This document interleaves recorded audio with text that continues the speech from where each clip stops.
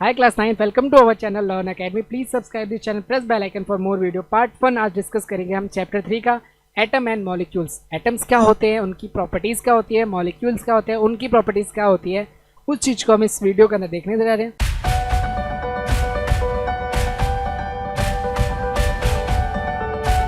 सबसे पहले atoms and molecules में ये पता लगता है कि देखिए मैटर्स जो होते हैं, एक चीज़ इस फर्स्ट चैप्टर में जैसा कि आपने समझा कि मैटर्स, देखिए मैटर क्या होता है, सॉलिड लिक्विड गैस इनकी स्टेट होती है और वो जगह को ऑक्यूपाई करते हैं, स्पेस को ऑक्यूपाई करते हैं, that's called a matter. Atoms and molecules, देखिए मैटर जो होता है वो किससे मिलके बनता है, स्मॉल पार्टिकल ऑफ एटम से मिलके बनता है। ठीक है, मैटर ये जो आपका फर्स्ट चैप्टर था उसका कॉन्सेप्ट है। मैटर वो होता है जो उसका मास हो, वॉल्यूम हो और वो किसी न किसी स्पेस को ऑक्यूपाई करता है ना। ये हम फर्स्ट चैप्टर में डिस्कस कर चुके हैं। तो देखिए मैटर वो चीज़ होता था जो स्मॉल पार्टिकल से मिलके बनता है, उसे हम क्या कहते हैं, एटम्स बोलते हैं। क्या बोलते हैं, उसे हम एटम बोलते हैं। और इसी टॉपिक को इस चैप्टर के अंदर एटम और मॉलिक्यूल से रिलेटेड चीज़ों को हम पढ़ने वाले हैं। देखिए atom is the smallest building block of matter. Atom are very small, they are small then anything can imagine.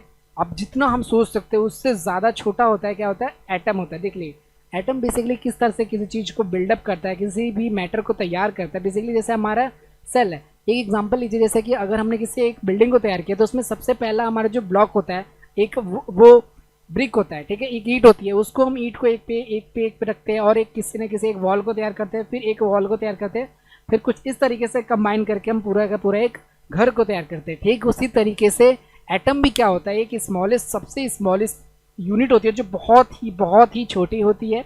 ठीक है, और वो एटम्स मिलकर मैटर को बनाती है। ठीक है, अब मॉलिक्यूल के बारे में भी हम पढ़ेंगे। पहले एटम के बारे में और डिस्कस कर देते हैं। एटम्स क्या होते हैं, एटम्स बेसिकली एलिमेंट्स को बनाते हैं। एक तरह के सेम काइंड ऑफ एटम्स मिलकर एक एलिमेंट को तैयार करते हैं। टोटल आज हमारे पास 118 एलिमेंट में पढ़ाया जाता है टिल नाउ अर्थ, लेकिन बहुत से ज़्यादा और एलिमेंट भी इंट्रोड्यूस कर दिए गए हैं।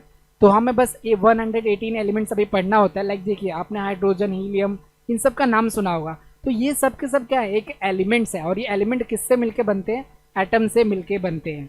ठीक है, many of symbols are the first one of the two letters of the name of the elements, first letter is a symbol and देखिए बेसिकली जब भी ये एलिमेंट्स होते थे इनका नाम जो होता है बहुत ही लेंथी होता है। लाइक देखिए हाइड्रोजन को हाइड्रोजन की जगह हम इस एक कैपिटल लेटर में इसका पहला वर्ड हम यूज़ कर सकते हैं, एच।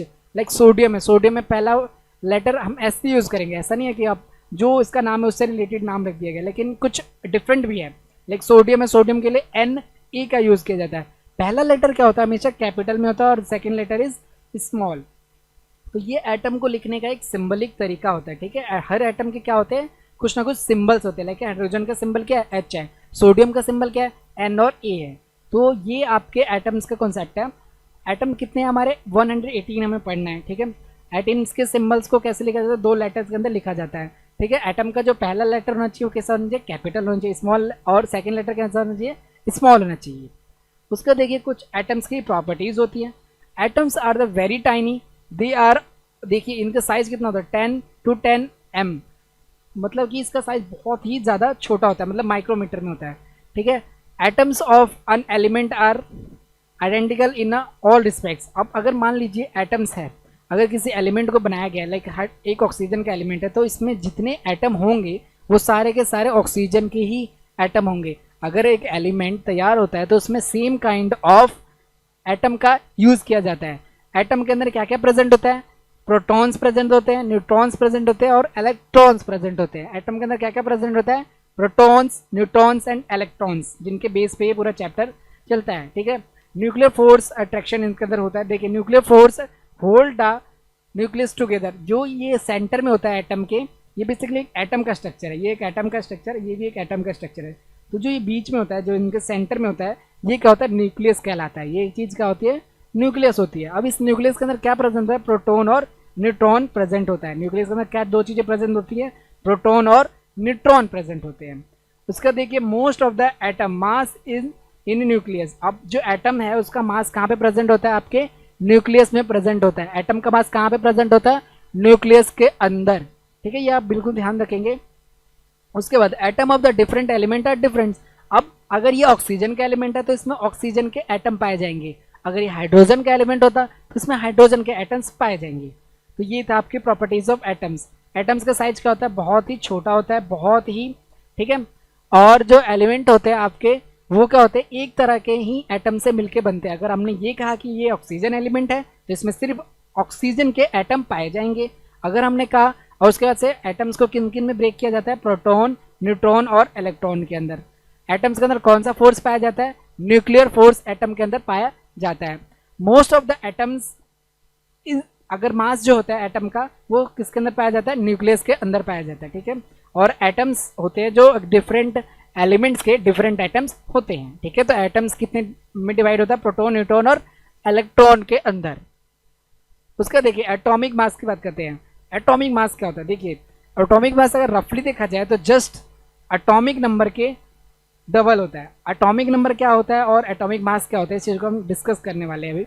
देखिए एटॉमिक मास बेसिकली क्या है कि किसी भी एटम का कितना मास है, कितना एक तरह से उसके अंदर कितने पार्टिकल्स प्रेजेंट है, उससे हम क्या कहते हैं, एटॉमिक मास बोलते हैं। किसी भी एलिमेंट के अंदर कितने नंबर ऑफ पार्टिकल्स, कितने नंबर ऑफ एटम्स प्रेजेंट होते हैं, उससे हम क्या बोलते हैं, एटॉमिक मास बोलते हैं। देखिए it is the number which tells the how many times the atoms is element is heavier than the 1/12 of mass of carbon atom. और इसका एक दूसरा कॉन्सेप्ट भी है, मतलब दूसरे तरीके से इसे डिफाइन किया जाता है, आपकी बुक में ये डिफाइन किया गया है कि ये जो होता है कार्बन के 1/12 से कितना ज़्यादा बड़ा है, उसे ही हम क्या कहते हैं, एटॉमिक मास कहते हैं। एटॉमिक मास को हम किससे लिखते हैं, एस सिंबल से लिखते हैं। किससे लिखते हैं, ए से। ये चीज़ आप जरूर लिख लीजिएगा, सिंबल को किससे लिखते हैं, ए सिंबल से, ठीक है। किससे, ए से एटॉमिक मास को हम लिखा जाता है, ठीक है। अब अगर आपको क्या करना हो, एटॉमिक मास पता करना हो, देखिए mass of one atom of element n into 1/2 of mass of one atom of carbon, here the atomic mass n is atomic mass, ठीक है। कितना एटॉमिक मास है, मतलब कितने एटम है एक तरह से एलिमेंट के अंदर, तो आप इस तरह से पता कर सकते हो। आप उसका एटॉमिक नंबर का यूज़ कर, एटॉमिक मास को डालिए, मतलब एटॉमिक मास को n की जगह रखिए और 1/12 ऑफ कार्बन एटम से मल्टीप्लाई करिए, ठीक है। Atomic mass of one atom in divide by n into 1/12 of atomic of one unit. ये कॉन्सेप्ट ज़्यादा यूजफुल नहीं है, बस आप बस इतना इस तरह से याद रखिए। एटॉमिक मास क्या होता है, आपका एक तरह से डबल होता है। बस कुछ चीज़ें होती है जहाँ पे नहीं होता, वो आपको याद करना। अभी जिस लेवल पे आपको 20 तक के सबको पढ़ना है, ठीक है, 20 तक के एलिमेंट्स को अच्छे से पढ़ना है जो आपके एग्जाम में आने वाला है। तो देखिए here the 1/12 of the mass of the carbon और रिलेटिव एटॉमिक मास, में क्या बोलते हैं, रिलेटिव एटॉमिक मास ही बोलते हैं। 1/12 ऑफ मास कार्बन के मास के अगर इक्वल होता है, ठीक है। It does not have a unit atomic mass, इसका जो रिलेटिव एटॉमिक मास है उसका कोई यूनिट नहीं होता। तो ये देखिए एटॉमिक मास का हमने कॉन्सेप्ट समझा। सिंपल सी बात आप याद रखिए, एटॉमिक मास क्या होता है, कितने नंबर ऑफ एटम्स या फिर कितने नंबर ऑफ पार्टिकल प्रेजेंट है किसी भी एटम में, उससे हम क्या बोलते हैं, एटॉमिक मास बोलते हैं। एटॉमिक मास क्या होता है, 2 गुना होता है एटॉमिक नंबर की एक तरह से ओवरऑल। अगर अभी एक चीज़ और भी होती है, कहीं कहीं नहीं भी होता है 2 गुना, तो उस चीज़ को हम डिस्कस करेंगे, बिल्कुल करेंगे। तो अब देखिए एटॉमिक मास क्या हो गया आपका, ए से इसको रिप्रेजेंट किया जाता है।